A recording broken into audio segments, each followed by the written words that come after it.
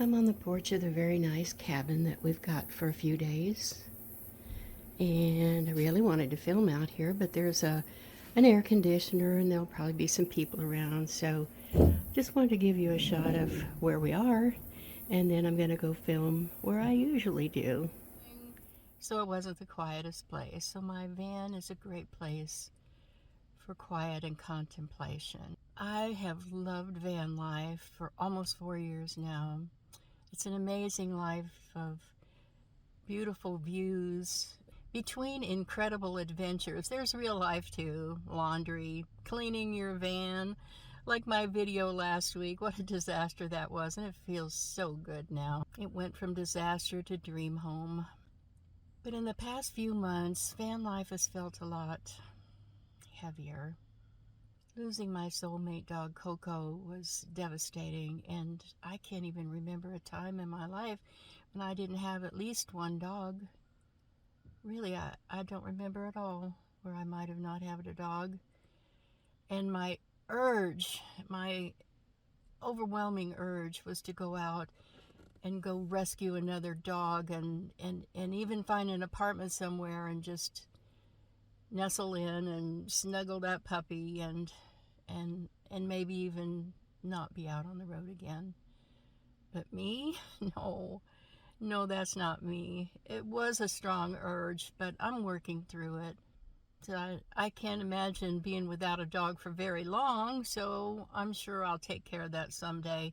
But for now, I'm learning a different kind of freedom. I can go in a shopping mall or a museum and all kinds of places without having to worry if my little furry soulmate is in danger in the van. My Pacifica is a luxury car that's really a pleasure to drive. It's almost like a meditation. And in those quiet solo hours of sailing along beautiful roads, van life has taught me more about myself than I ever thought was possible. For example, I always thought my relationship with my dad was not the best. Well, he was a good man, but we were so different. We kind of clashed a little bit. It just seemed that we had absolutely nothing in common. But somehow in my contemplations while driving, I've begun to see a connection that I had with him that has made my thoughts much more peaceful and appreciating him. You see, he was a retired command pilot in the Air Force. In our many cross-country military transfers, he always made sure we stopped to see all the wonders across America. Niagara Falls, the Grand Canyon, the Painted Desert, the Redwood Forest, and quirky little attractions on Route 66. Sounds a lot like my life now, doesn't it? He loved photography and he wanted to teach me about cameras and developing film and all that technology. But I was more interested in high school and boys.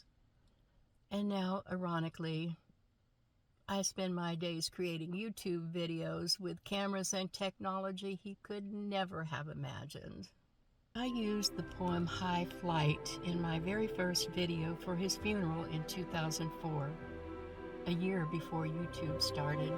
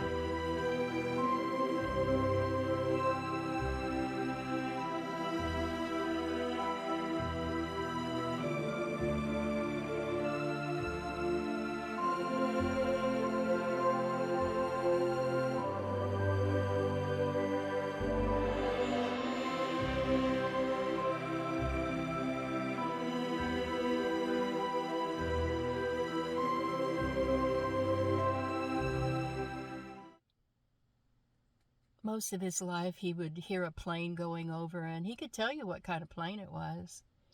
In the end, with dementia though, he'd still look up and say, "That's a big one." My dad's love of flight taught me that there's a kind of freedom that stays with you long after the journey is over. It's a feeling that I call escape from gravity. So I've taken that poem and I've adapted it to van life. And I'm calling it Escape from Gravity. Oh, I have slipped the surly bonds of routine and danced the winding roads on laughter-silvered wheels. Sunward I've climbed and joined the tumbling mirth of sun-split landscapes, and done 100 things you have not dreamed of, wheeled and soared and swung high in the sunlit silence, hovering there. I've chased the shouting wind along and flung my eager van through red rock halls of air, up along the delirious burning desert roads. I've topped the windswept heights with easy grace, where seldom tourist or traveler goes, while with silent lifting mind I've trod the high untrespassed sanctity of land, put out my hand and touched the face of freedom.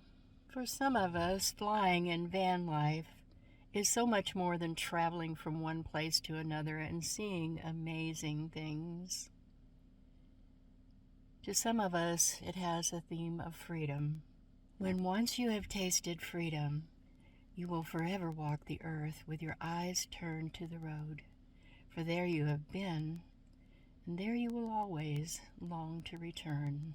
So thank you for being part of this journey. If you've ever felt the pull of the open road, let me know in the comments below. Keep chasing your own amazing horizon. See you next time. Bye.